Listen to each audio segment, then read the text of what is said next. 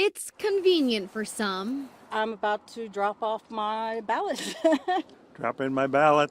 Just to vote, early voting. But the drop box also creates a vulnerability. We just want to make sure it's very clear to voters if you're going to use that drop box to make sure that that is your ballot. But how? By this laminated sign on the ballot box? It's a new directive that doesn't seem enforceable. And like, how do you guys know? Is there someone at the drop box making sure it's that person?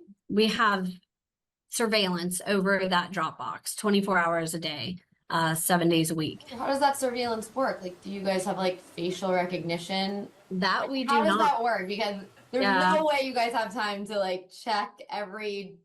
I mean, is it just to like hope people are honest? Because there's no way unless there's Right. AI. So that surveillance was put there so that we could monitor that box. Surveillance that is live streamed in some counties, but it's also not monitored 24/7 unless there's a reason to go back and watch the tape. So I took my question to the Secretary of State.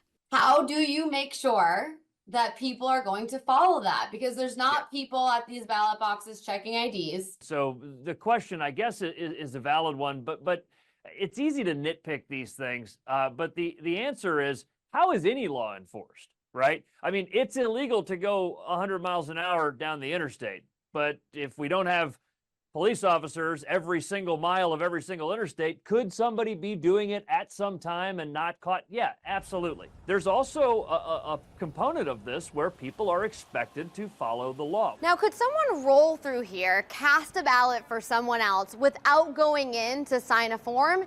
It seems very possible. But if you get caught for something like this, it's called ballot harvesting. It's a 4th-degree felony, and while it's rare, it has happened in Ohio.